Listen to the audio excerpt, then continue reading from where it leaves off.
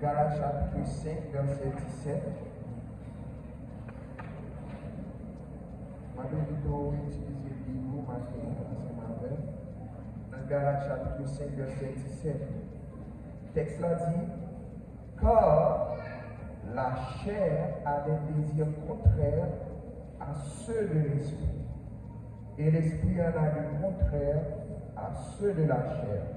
Ils sont opposés entre eux, afin que vous ne fassiez point ce que vous voudriez, parole du Seigneur. Amen.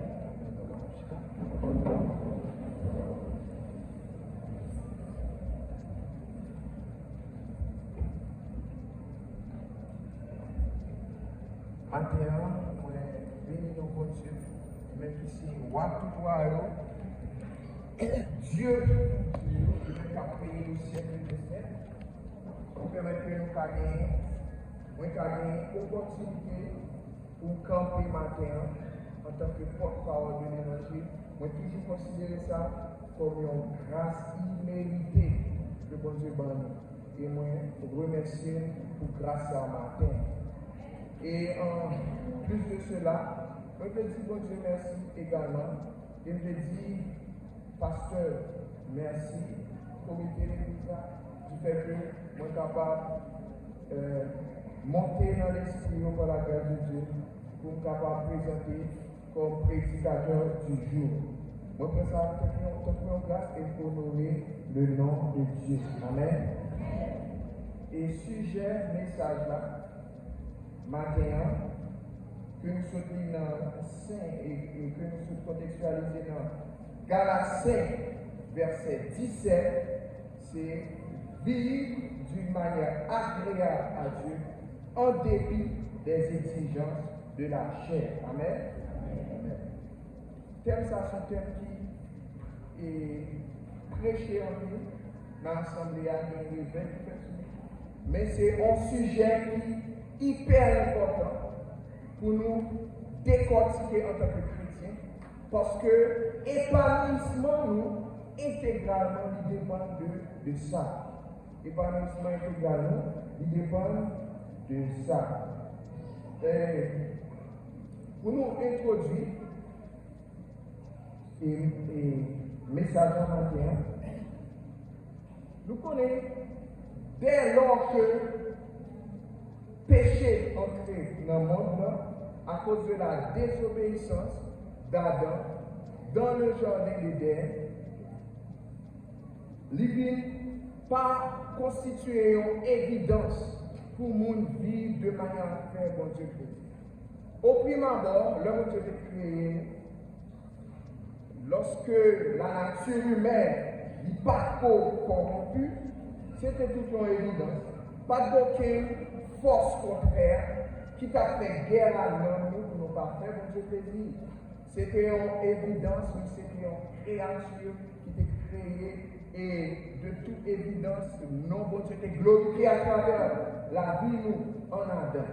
Mais le moment que le péché est introduit dans la nature humaine, nous sommes confrontés avec une lutte pour nous vivre de manière à glorifier le nom de Dieu.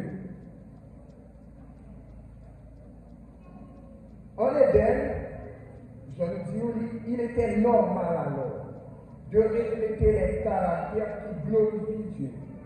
Mais la désobéissance déclenche en nous la confrontation entre le mal et le bien.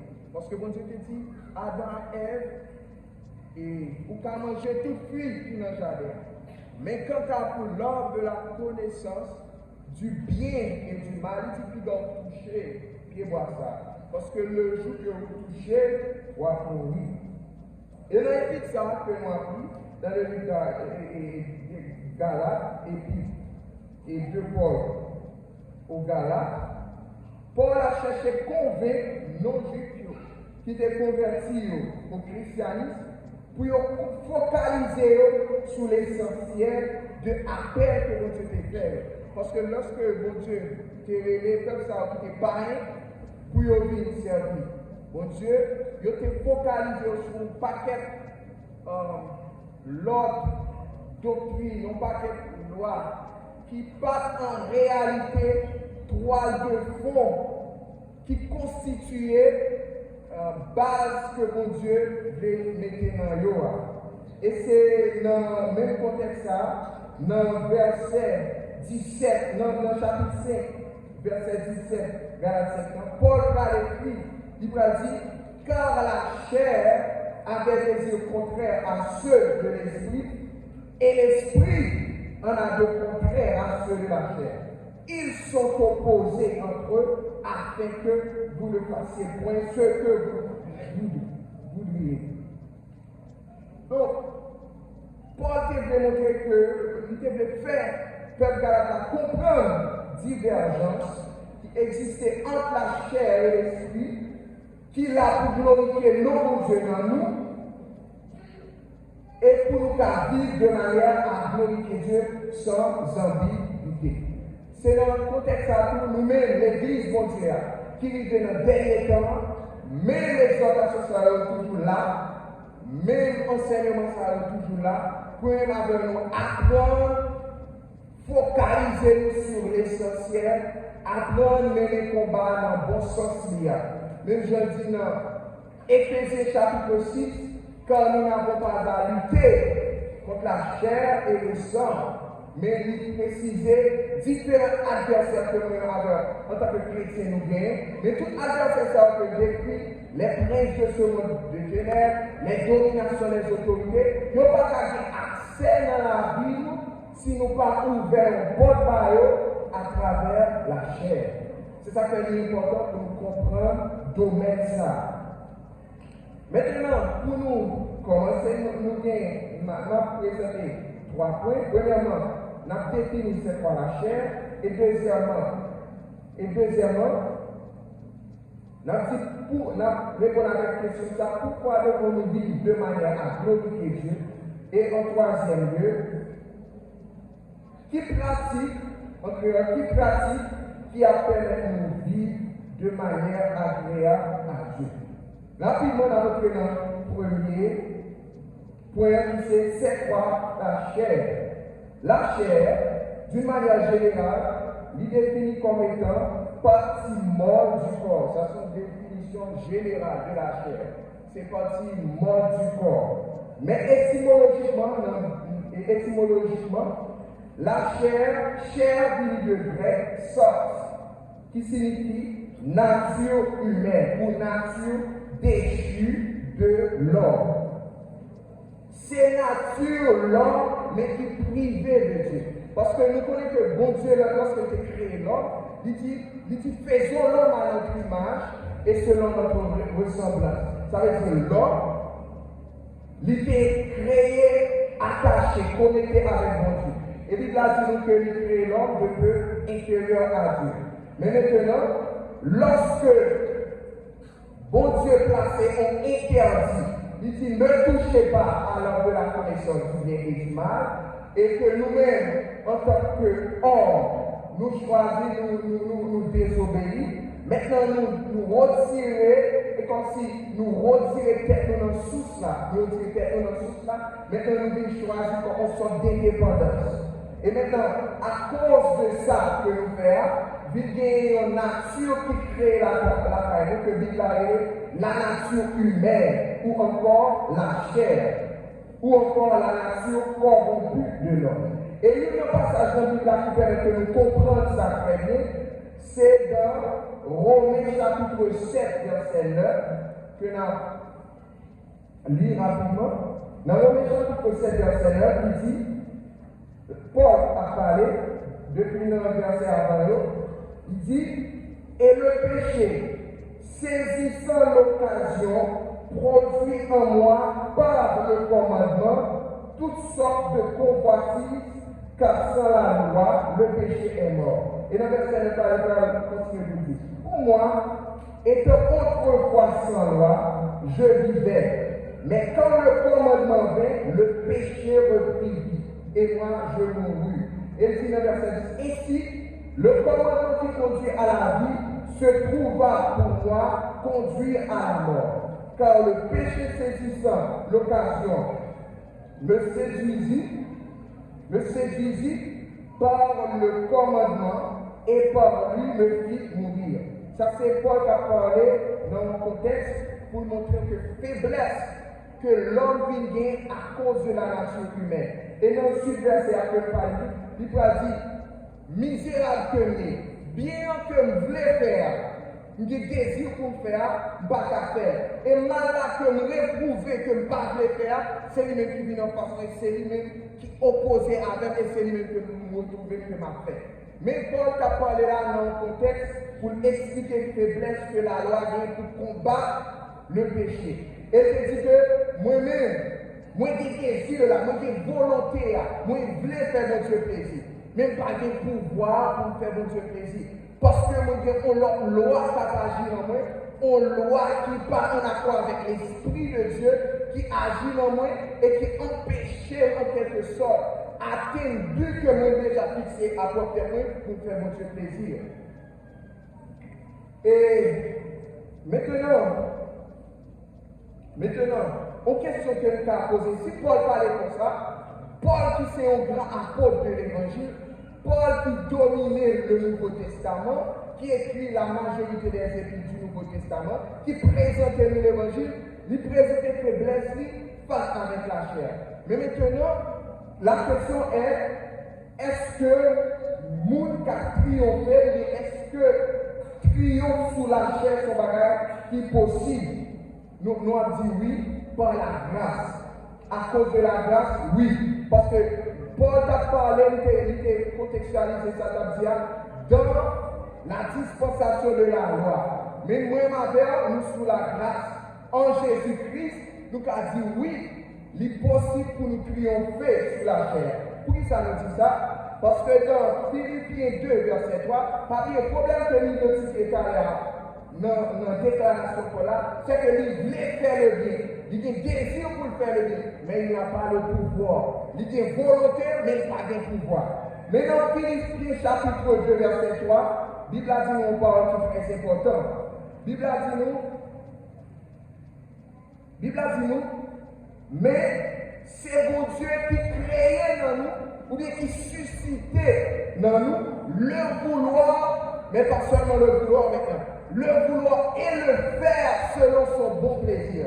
Ça fait me comprendre nos bagages. Ça fait me comprendre qu'il y a une différence entre la loi et la grâce. Il y a une différence entre le monde qui a servi mon Dieu en Moïse et le monde qui a servi mon Dieu en Christ. En Moïse, il a essayé avec propre force. Ça que mon Dieu m'a dit que voulait qui produit dans la vie à faire, mais en Christ c'est différent. En Christ, il a dit que bon Dieu pas seulement mettre dans nos désirs pour nous faire plaisir, mais il également mettait le pouvoir, il également mettait la capacité. Ça veut dire qui ça? Ça veut dire, moi, avant, nous devons dire, si nous devons dire que nous sommes capables de faire notre plaisir, nous sommes capables d'avancer notre façon pour nous faire notre plaisir. Parce que c'est un combat spirituel que nous, même j'ai envie de la présenter. Pour combat spirituel, ça non seulement besoin de volonté, mais également besoin de pouvoir.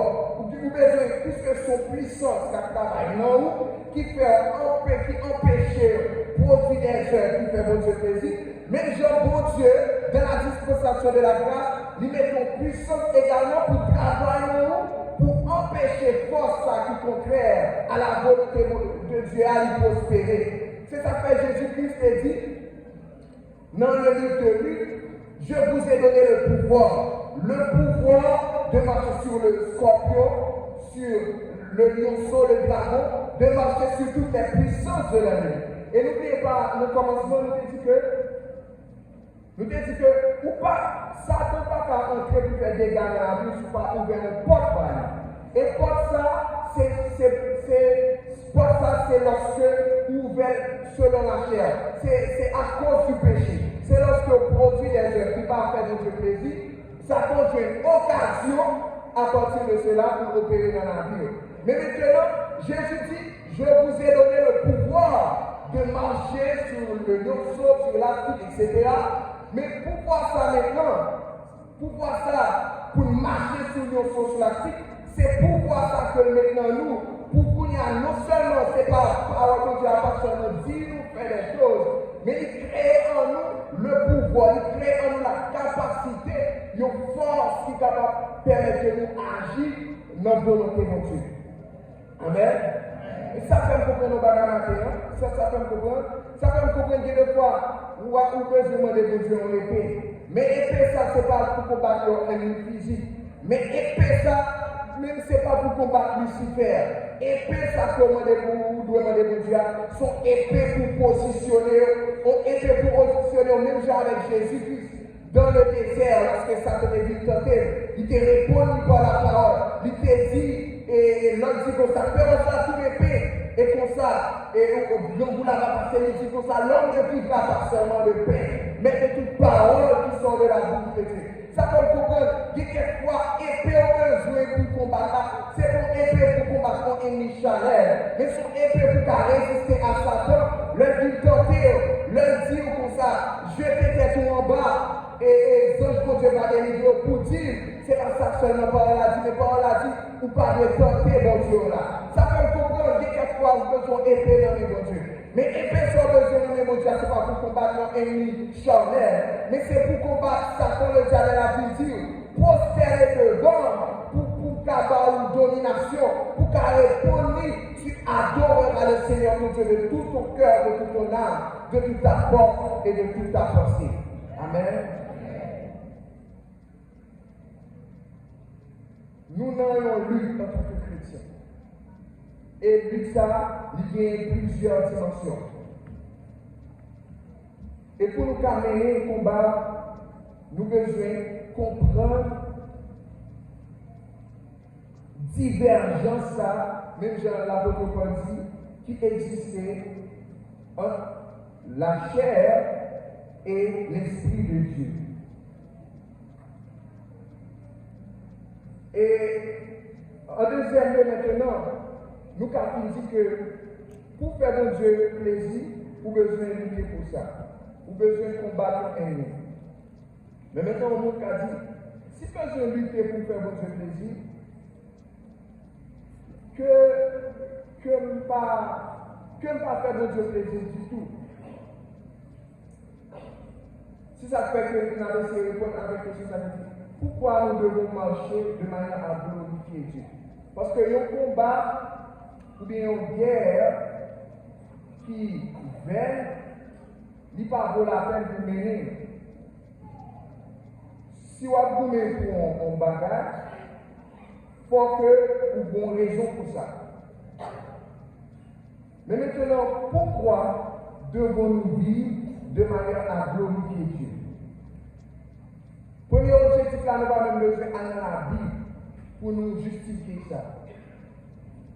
c'est parce que c'est à cause de l'objectif de la création. Dieu, c'est le maître de la création. Dieu, c'est le créateur. Et lorsque il créait l'homme, il créait l'objectif. Il créait l'objectif pour glorifier l'homme. Il créait l'objectif pour tirer gloire à partir de œuvre que faire, à partir de création que faire. Et ou bien, il a tout avantage même avec maintenant pour nous chercher vivre une façon pour faire notre plaisir.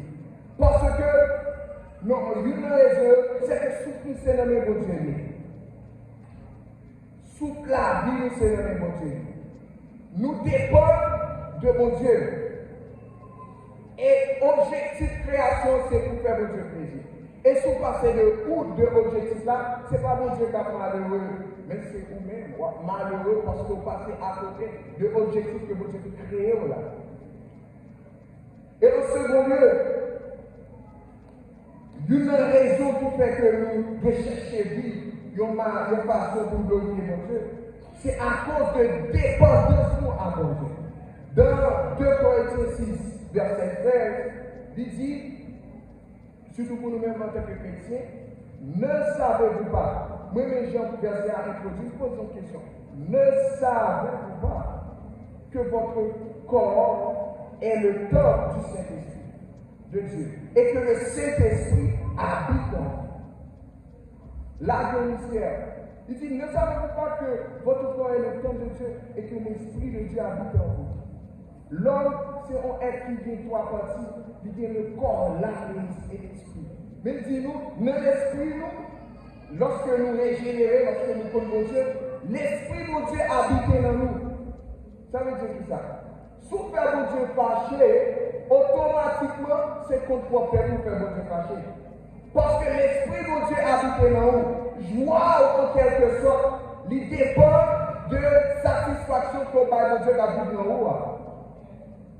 La paix, en quelque sorte, il dépend de quelle satisfaction que vous avez bon Dieu habite dans vous. Si vous troublez mon Dieu à travers la vie que vous avez menée, ou même tu vas trouver, parce que bon Dieu a fait dans vous et c'est à travers même la glorifier. Ça veut dire automatiquement la vie en façon qui parfait mon Dieu plaisir, qui crée, qui blasphème mon Dieu, automatiquement nous mettons tout et on montre que nous créons pour propre nous. Parce que en Jésus-Christ, il y a l'unification qui existait entre croyants avec bon Dieu. Là, nous croyons avec bon Dieu, Jésus-Christ dit comme ça, nous faisons seul avec. Et lui-même, il fait un seul avec Papa. Ça veut dire, nous-mêmes en tant que chrétiens, nous faisons seul avec Christ. Et ça fait un bon prophète, le bon Dieu content, le prophète lui-même n'est pas fâché. Le bon Dieu fâché, le prophète n'est pas content. Parce que c'est l'esprit de Dieu à nous-mêmes. C'est l'esprit de Dieu en quelque sorte qui guide les émotions. Ça veut dire que moi, pour nous épanouir émotionnellement, pour nous épanouir physiquement, pour nous épanouir dans quel que soit le domaine de la vie, il dépend de qui j'en nous fait bon Dieu qui habite dans nous épanouir. Bon, mais c'est encore, moi, avec en tant que chrétien, pour nous épanouir dans quel que soit le domaine de la vie, il dépend de comment nous vivons pour faire bon Dieu qui en donne épanouir.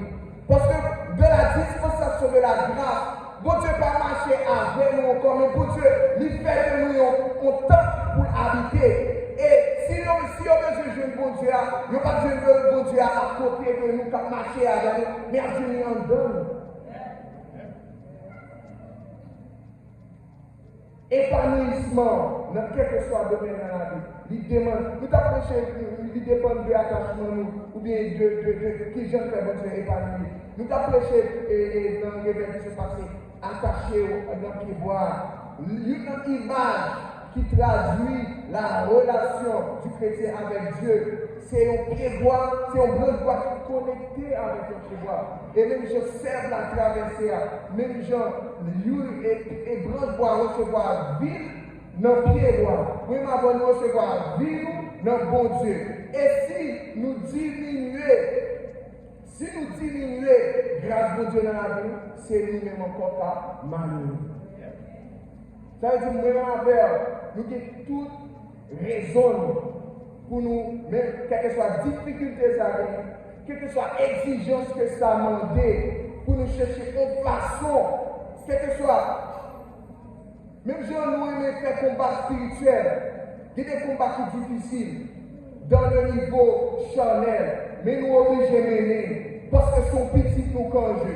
Parce que si nous ne pas mener combat ça, si nous ne pas gêner là, si nous ne pas être sous genou, son petit nous cap mourir parce que nous gardons de manger. Même chose, c'est même chose pour nous garder dans le niveau spirituel. Il faut nous mener combat ça pour nous quitter comme nous, notre grâce de Dieu. Parce que si nous négligeons combat ça, ce n'est pas un petit seulement, mais c'est mourir spirituellement. L'important, ils sont en prérogative. Nous avons toute raison, les justifier. Pour moi, en tant que chrétien, nous chercher une manière pour vivre un étendard pour nos Dieu glorifier. Et en troisième lieu, si nous sommes les répondre à la question qui dit pour qui ça, nous devons vivre d'une façon pour glorifier mon Dieu. Mais en troisième lieu, nous avons présenté deux pratiques qui permettent de vivre une vie qui est agréable dans mon Dieu. Malgré l'exigence de la chair. Parce que nous disons que c'est un combat. Mais les premières pratiques là, nous venons dans Éphésiens chapitre 5, verset 18. Un verset que tout le monde connaît. Éphésiens chapitre 5, verset 18. Paul a parlé avec les chrétiens éphésiens, dans Éphésiens chapitre 5, verset 18, il dit, ne vous élivrez pas le vin, c'est de la débauche. Soyez au contraire remplis de l'esprit. Et dans ce verset, l'autre a dit, entretenez-vous par les psaumes, par les hymnes et par les cantiques spirituels, chantant célébrant Dieu de tout votre cœur, des louanges du Seigneur. Verset ça, il y a une grande importance. Parce que il bat là en clé qui a permis que malgré, même Jésus dit dans Matthieu 26, verset 41, la chair est faible, mais pour bien disposer l'esprit. Il dit que entretenez-vous par les psaumes, par les hymnes et par les cantiques spirituels. Vous devez connaître une façon qui permet vaincre la chair pour vivre d'une façon qui fait votre plaisir. C'est à travers, c'est lorsque vous cherchez la plénitude de l'esprit. Et comment vous cherchez la plénitude de l'esprit? Vous cherchez la plénitude de l'esprit à travers des entraînements, même Jean-Baptiste l'a dit. Et nous reconnaissons que même si des exercices physiques qui mettent en forme physiquement, qui fortifient le membre physique, qui fortifient le muscle physique, même si on trouve des membres spirituels, et on a des muscles spirituels qui peuvent se fortifier. Et comment on fait fortifier? C'est verset à ça, où doit faire des entraînements spirituels. La Bible a dit que les exercices physiques, ils sont utiles à peu de choses. Parce qu'en réalité, l'homme fait sport, il est bon pour lui. La permet que l'on est en forme, il permet que l'on est en bonne santé physiquement. Il permet que l'on soit religion. Mais par contre, il y a également une façon pour nous avoir pour nous forts, pour nous jeunes spirituellement, pour nous même avec Jésus dans le jardin d'Éden, qui part succomber au piège de Satan. Et façon ça, il parle que les entraînements spirituels. Et c'est ça qu'il dit nous là. Il dit nous comment vous entraînez-nous? Entraînez-nous dans les choses. Entraînez-nous à travers les vies et des cantiques spirituelle.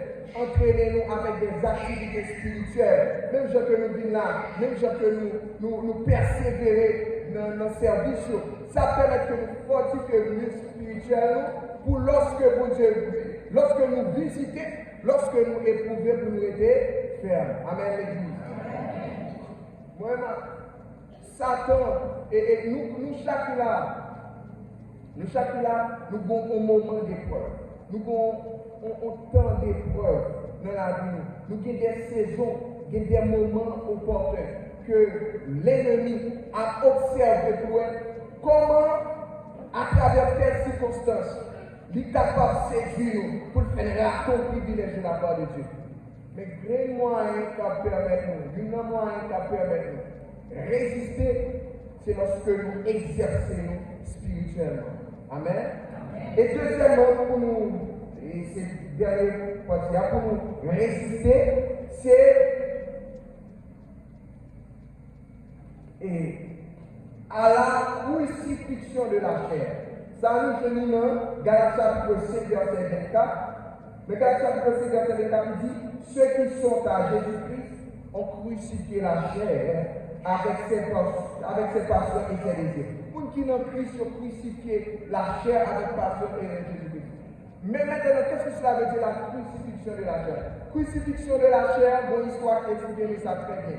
C'est l'histoire de Jésus-Christ sur le chemin de Gethsémani, côté que Jésus-Christ a allé sur le chemin de la croix. Volonté mon Dieu, pour Jésus-Christ, c'est que mon Dieu plaisir quand il mourir à la croix. Mais, non, Jésus-Christ, ce n'est pas de volonté ça. Tellement pas de volonté, il dit que si ce n'est pas volontaire, éloigne de moi cette coupe. Ça veut dire qu'il n'a pas voulu. Jésus en lui-même ne voulait pas la croix. Il n'a pas voulu accéder à la croix parce que c'est ton souffrance énorme pour lui-même. Et c'est ton honte, c'est ton ignominie. Mais volonté par lui, c'est pour aller à la croix. Mais comment Jésus-Christ peut crucifier la chair?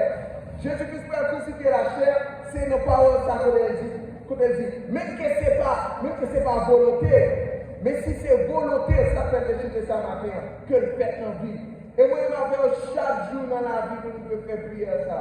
Nous devons gagner des choses, des avantages qui viennent, des bagages qui viennent devant nous, qui constituent des avantages, que nous avons justifié pour porter nous, que nous avons senti que ça bon pour faire, parce que nous avons bien. Mais une fois que bon Dieu dit un bagage qui est contraire, nous devons crucifier la chair. Et comment on a crucifié la chair? C'est là nous faisons prier ça. Bon Dieu, c'est pas volonté. Mais puisque c'est volonté, moi je vais faire. Chaque chrétien doit prier ça. Ce n'est pas volonté. Mais puisque c'est volonté, mon Dieu, pour, même Jésus dit, puisque c'est volonté, mon Dieu, pour ma croix, que le faire.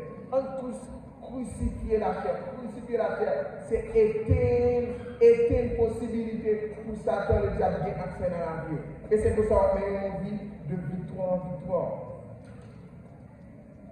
Maintenant, le message est très clair. Il y a un enjeu. Il y a deux extrêmes. Il y a un champ, c'est champ que moi et ma donne veut bénir là-dedans. Mais il y a un ennemi. Même si je l'ai déjà dit, côté que Adam et Ève, c'est là que je peux bénir. C'est champ pour te créer, pour être là, pour épanouir. Mais il y a un ennemi qui est jaloux de bénédiction. Et ennemi, ça, il était engagé en lutte. Et que malheureusement gagné. De la même manière, moi-même en tant que chrétien, régénéré en Jésus-Christ, qui est restauré par rapport à la grâce que vous nous baillez. Mais le combat, ça existe encore. Mais maintenant, nous gagnons victoire à cause de Jésus-Christ qui donne à la croix. Mais maintenant, victoire, ça va nous supposer activer dans la vie de jour en jour. Même Jésus a dit, chaque pas nous fait, doit conduire plus près celle-là. Et c'est comme ça que nous, mon Dieu, a glorifié.